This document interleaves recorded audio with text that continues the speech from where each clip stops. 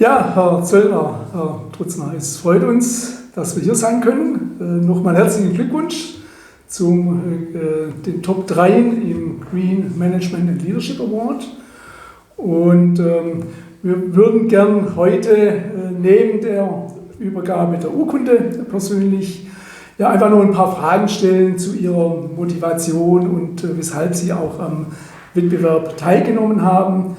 Vielleicht sagen Sie noch 2, 3 Worte zu Ihrem Unternehmen, dass unsere Zuschauer wissen, mit wem wir es jetzt heute zu tun haben. Ich fange an. Ja, erstmal herzlichen Dank, also auch für die Preisverleihung, auch dass Sie heute zu uns gekommen sind. Ist natürlich super, unter den Top 3 zu sein, auch als kleines Softwareunternehmen hier im baden-württembergischen Raum. Und da sind wir natürlich auch sehr dankbar, als alte Schwaben mit dabei sein zu dürfen.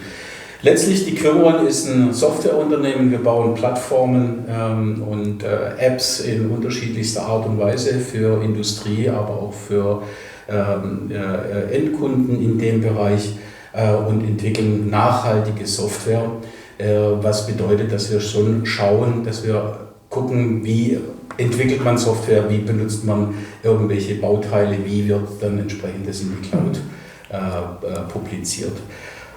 Warum haben wir mitgemacht? Aus einem ganz einfachen Grund, es war eine spannende Herausforderung für uns, auch erstmal durch dieses Assessment zu laufen am Anfang.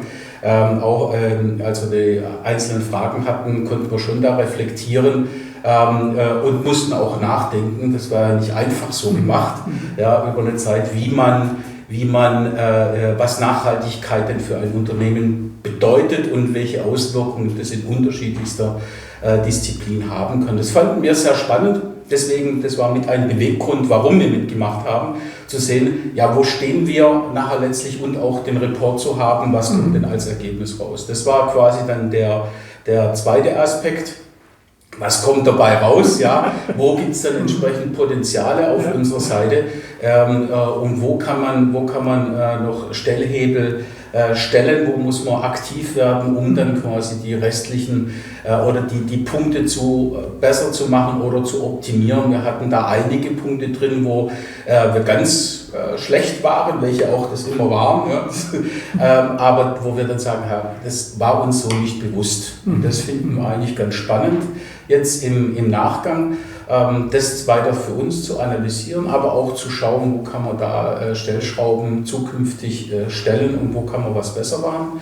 Das ist für uns ganz arg wichtig, aber natürlich da sind wir natürlich Kaufleute ein Stück weit, erhoffen wir natürlich durch die Teilnahme einen Wettbewerbsvorteil gegenüber anderen in dem Bereich bei unseren Kunden. Ja, vielleicht an Sie, Herr Trutzner, die Frage, was sind Ihre Pläne in Richtung Nachhaltigkeit nach diesem, sage ich schon, nochmal Gratulation, Gewinn und auch unter den Top 3 zu sein? Genau, also Top 3, auch nochmal von meiner Seite, macht uns natürlich sehr, sehr stolz. Ja. Und das ist auch genau das, auch nochmal von meiner Seite, warum wir mitgemacht haben, denn man steht da ein bisschen im luftleeren Raum. Also tatsächlich, Wettbewerb hat immer diesen Benchmarking-Gedanken. Und jetzt zu sehen, die Dinge, die wir uns vorstellen, also die Ansicht von Nachhaltigkeit, die wir haben, wie ist die zu sehen im Vergleich zu anderen Unternehmen? Und genau diese Antwort haben wir ja jetzt bekommen. Also wir stehen nicht ganz schlecht da als Top 3 in diesem Wettbewerb. Und das hat uns schon mal sehr viel gebracht, nämlich zu sagen, was ihr tut in Sachen Nachhaltigkeit scheint eine gewisse Nachhaltigkeit zu haben. Und da wollen wir uns vor allem verstärken. Das ist auch, wo wir jetzt hingehen. Das heißt, nochmal ein bisschen stärker mit dem ganzen Nachhaltigkeitsgedanke beschäftigen und die Ziele, die wir jetzt auch hier nochmal verstärkt mitbekommen haben, auch zu verstärken. Das heißt, etwas klarere Messkriterien für uns auch nochmal auszuarbeiten und die dann auch zyklisch immer wieder zu überwachen, dass wir diese Ziele immer stärker übertreffen. Das heißt, uns in der Nachhaltigkeit fortbewegen und dort eben nicht stillstehen, denn das wäre dann wenig nachhaltig. Gut, vielen Dank. Die direkte Frage dazu wäre natürlich, haben Sie da schon Pläne, wie Sie weiter vorgehen oder Strategie oder was immer, ja, an dem Sie sowieso schon gearbeitet haben, aber jetzt noch die entsprechenden Ergebnisse dazu nehmen, sodass Sie jetzt schon sagen können, ja, das und das und das wäre der Schwerpunkt, den wir in Zukunft haben. Also einer der Schwerpunkte wird Folgendes sein. Wir haben ja jetzt auch das Lieferkettengesetz, das vor kurzem durchkommt. Und genau das wollen wir auch stärker unterstützen. Das heißt, sich nicht nur im eigenen Saft bewegen, sondern auch ein bisschen stärker nach außen schauen. Das heißt, wenn wir Unterauftragnehmer haben oder Partner, mit denen wir Projekte zusammen bearbeiten, dass wir auch dort verstärkt darauf achten, wie steht es denn bei denen mit der Nachhaltigkeit? Und das ist ein Ziel, das wir uns jetzt gesteckt haben, tatsächlich das auszuweiten. Und nicht nur unseren Fußabdruck zu sehen, sondern tatsächlich den des Gesamtprojekts, also wenn Partner mitarbeiten. Ja. Okay, ja. Und haben Sie auch in Richtung Mitarbeitern irgendetwas geplant? Also definitiv wird es bei Mitarbeitern so sein. Wir werden gucken, ob wir so eine Art Footprint-System, also mit einer App aufbauen. Was kann man da machen? Da geht es darum, wie viel ein Mitarbeiter quasi kann er dann so ein Gamification-Ansatz, wie kann ein Mitarbeiter Nachhaltigkeitspunkte sich verdienen im Unternehmen.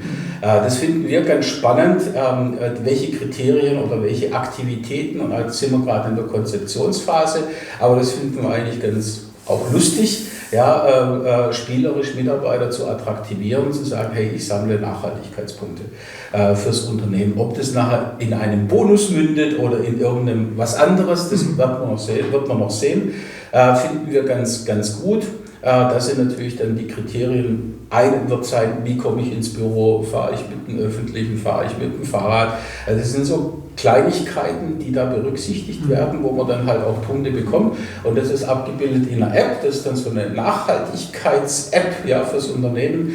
Wir werden das erstmal in-house, weil die haben ja die Philosophie, erstmal selber was auszuprobieren, bevor wir es dem Markt zugänglich machen.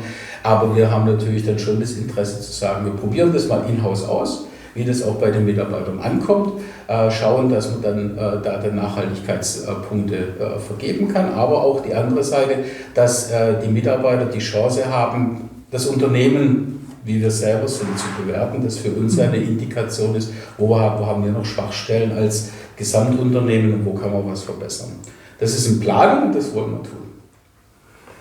Ja, also vielen Dank für die Erläuterungen, und uns ist es auch wichtig zu hören, Sie als kleines Unternehmen, unternehmergetrieben, mit Ihrer Vision, die Sie umsetzen, wie Sie das Ganze dann auch mit Ihren Mitarbeitern in Ihren Prozessen und in Ihrem Unternehmen umsetzen.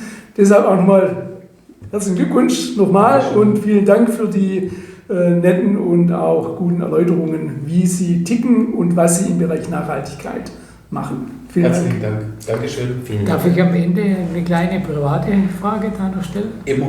Ja, gut. Hat das Ganze auch Auswirkungen auf Ihre Familie? Ich sehe es andersrum. Die Familie hat Auswirkungen auf das Unternehmen. Und ich denke, das ist ein Stück weit sehr wichtig, dass wir sind zwar selbstständig, eigene Unternehmer, aber wichtig ist, dass wenn es von der Familie ein Stück weit ins Unternehmen getragen wird, ist es nachhaltiger als andersherum. Daher, ich denke, das ist ein Mindset-Thema, ja, diese Umstellung. Und wenn ich das in Familien habe und da dann vielleicht auch Kinder habe, die entsprechend nachhaltiger unterwegs sind als ich selber, was der Fall ist, dann ist es eher sensibilisiert und hat dann Auswirkungen auf die Firma. Ja, vielen Dank. Ja, Gewisse Auswirkungen auf die Familie hat es dahin, dass, wie gesagt, wir durch diesen Wettbewerb uns natürlich noch vermehrt mit den ganzen Nachhaltigkeitsgedanken beschäftigen. Und das ist dann, man beschäftigt sich ja auch mit dem Wettbewerb, jetzt zum Beispiel Schwörerhaus. Ja. So, jetzt guckt man an, was setzen die für Maßstäbe, wie wird dort gebaut. Das ist das eine. Dann haben wir ja mit auf der anderen Seite gesehen, dass man auch viel in der Speisenzubereitung machen kann. So, das gibt Anregungen, ja, für den Alltag, und die trägt man natürlich zurück mit in die Familie und guckt, gibt es da Ansätze, die wir umsetzen können, die uns da ein Stück weiterbringen. Ja. Das ist ein guter Punkt für einen Wettbewerb. Ja, super, danke. Ja, Schön. Vielen lieben Dank. Vielen Dank. Ja. Und für die Zukunft alles Gute. Dankeschön. Ja. Danke sehr. Wir hoffen, dass wir Sie öfters mal bei einer Runde Bestimmt. erlebt. Sehr gern. Würden wir uns freuen. Ja. Sehr gern.